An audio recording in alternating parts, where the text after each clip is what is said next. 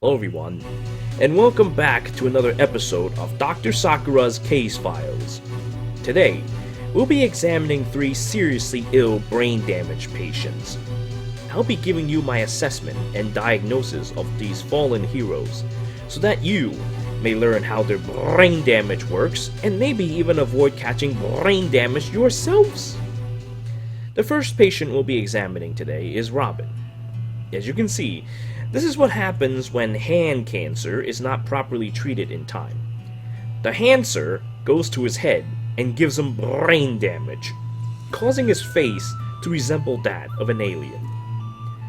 With this, he gains a new unit type, Armored Dragon. This means that Robin has the ability to receive armor plus dragon buffs in addition to top tier BST. On top of all this, his attack is a power creep legendary Lightning Breath, with the ability to distant counter and target the lower of opponent's dev or res if the target has a range of 2, yada yada. But well, power creep may be a bit of a strong word. To be honest, it's actually not that bad. After all, dragons actually get 5 HP on top of 14 might if they decide to boost might, and of course they have the freedom to choose whichever stat boost they want. So until they release some form of weapon refinery for this thing, Robin's expiration is actually nothing new and shouldn't bother anyone. Now, next up we have his selection of skills. Ignis is pretty much a given, considering regular unbrain damage Robin's penchant for defense, and his next skill, you guessed it, Power Creep Vengeful Fighter to help make this Ignis happen without the need of an A slot. Then, finally, he wrapped this up with Ward Dragon, something I've been waiting to see for some time.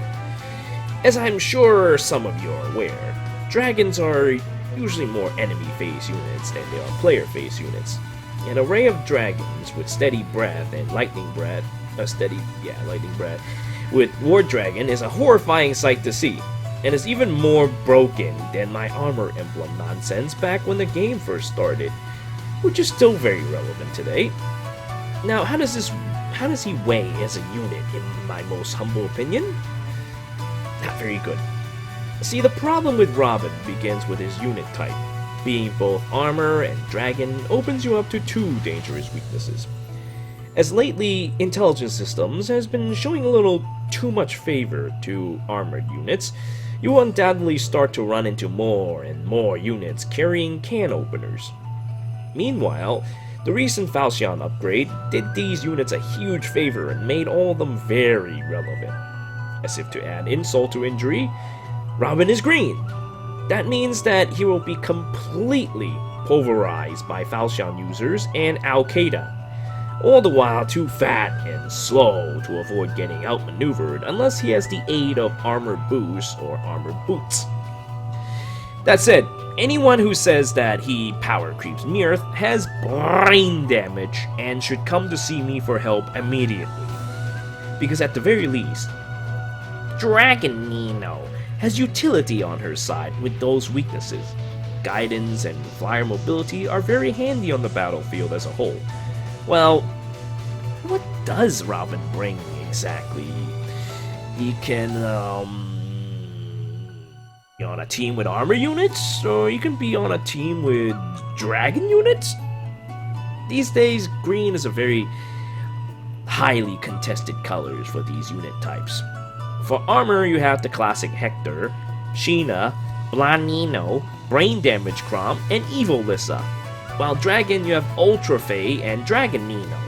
Ultra Fae actually can reach a pretty high speed and run Wrath, while Mirth has her ability to avoid doubles and supreme mobility. While I am sure Robin is no slouch and can hold his own as a dragon with superior BST, that's pretty much all he has going for him. He doesn't provide anything new except for the ability to target range weaknesses, which honestly isn't even needed because he is ideally just going to whip out his big, long, black grima and blow his load on people's faces with Ignis, something most range units probably won't even survive from. And so, my assessment of Robin: terminal brain damage. Ward Dragon and Vengeful Fighter Fodder. He is fine as a unit, But for those of you like me who already have made prior investments on the prior aforementioned dragon and armor units, he's better served to make them better. Unless, of course, you like Greenma, in which case go nuts with him. Okay, now our next patient is Harden.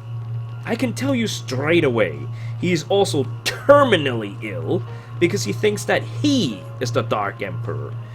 But we're willing to forgive this transgression because it is painfully obvious that Harden has brain damage and doesn't know what he's doing, as evident in his build. So Harden has the Gradius, which by the way is a great game, a DC spear with no other effects. That is fine, because having distant counter makes the spear plenty strong as it is. He then carries Vengeance, which is alright. It could mean that he has tons of HP. Then he carries Brazen Death and Res, which is reasonable if he wants to play that defensive game and just hand out Vengeance at below 80% while surviving additional attacks.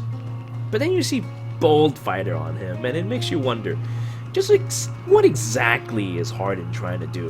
Is he a player face unit or enemy face unit?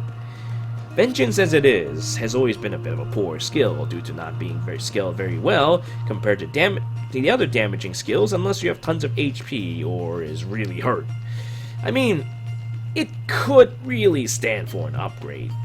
Meanwhile, Brazen Dev and Res is a strictly defensive skill and requires you to get hit first to activate. It is mostly something you use in situations where you need to take on multiple attacks at once and live. That has no synergy with Bold Fighter whatsoever, which is Bold Fighter is all about charging into an enemy and completely obliterating them, something you want to use an offensive skill like Death Blow instead. Or at least the Brazen Attack series. I mean, yeah, you'll survive after you have Brazen Death and Res, but you're gonna find times where you don't kill someone, and that is very awkward. Very, very awkward. You'll get into trouble with this. Anyway, I think he is better built as an enemy-phased unit thanks to Gradius. He, along with Burger King and Zelkius, have the luxury of running Steady Wrath if he is fast, or Vengeful Fighter with an A slot open if he is medium speed or slow. Distant defense is also great for defenses up front, but Brazen Dev and Res is fine as long as he doesn't get hit below 50% and break his Vengeful Fighter. The key to this is to run him with Ward Armor teams, allowing him to potentially negate damage altogether after taking some trickling damage thanks to that solid 7/7 on top of Ward Armor. Then simply give him like a defensive special like Bonfire Ignis and you're set. So, my assessment of Harden. A fine unit as long as you play to his strength. Otherwise, you're better off passing Bold Fighter to Effie, who is not only easier to +10, but also has the massive attack strength to take advantage of it. His Brazen Double Defense is great for mixed tanks who deals damage through special abilities, such as plus res Osama Bin Laden or Selena Miku. He's good, but not quite good enough for me. If his name was Hardin though, I might have to pull him out of principle. Last, and most definitely not least, we have the sexy and truly brain damaged Celica. Not that it was hard to tell with a face like that. You should probably also feel bad for Guy Nino, because he is taking it up from Celica dry for our sins. You see, in this universe, Faye managed to seduce Alm, and they even have a child together. A moment of weakness, and Faye just so happened to be there. Because she's always there, like a damn annoying fly. When Celica learned of this, she received maximum brain damage, as she doesn't take too kindly to being cucked, and went on a rampage. It is said that Alm's army still continues to fight Celica, even to this day. Anyway, her beloved Sophia is actually a power creep weapon this time, doubling the effects of the Summer Fury weapons. This, combined with Fury itself, will effectively give her 7 of all stats at the start of a battle with freedom of movement and before any buffs from guys like Prince Overdrive, which, suffice it to say, is a little bit strong. Care must be taken if you decide to go that route, however. because she's going to have a hard time getting it back up after blowing her load, making her very weak against multiple opponents. She's also very vulnerable to the 6 Paths of Pain Plus, who deals damage to targets indirectly. As such, I think she's better used as a bait unit with distant counter with, like Xian Lucina, preferably paired with a healer who has dual spurs or drives. But of course, DC is expensive. Fury will work fine as long as you pick your fights carefully. She can also run offensive A skills like Death Blow and the likes to make a more lasting impact without worrying about her defenses for one fight. Next is her B skill, which pretty much define her. Chill speed is serious business. Now we've seen this on Guntra before. This horrible skill allows her to completely cripple a speedy opponent from across the map because it targets whoever has the highest speed. This, combined with her undoubtedly high speed, along with her +4 to all stats, will likely result in them getting murdered by the Ahegao princess. However, it does have some serious weaknesses. 1. It robs Celica of a combat B slot, which works against a unit who specializes in fighting due to her stats. 2. It is completely useless against teams who have low speed by default, armors and such, using Bold Fighter, Vengeful Fighter, or Dragon teams, so it's actually not that useful. And 3, this is very important, it can backfire horribly if the opponent is using Harsh Command. Now, if Chill Speed is inheritable though, then I guess I could, pass it on to a support instead. Hell, if that skill is indeed inheritable, I might even summon for her to sacrifice the 6 Paths of Pain Plus. Other than that though, she doesn't really have anything too remarkable about her. Her art is very sexy, yes, but I can just download that and vap to her at any time.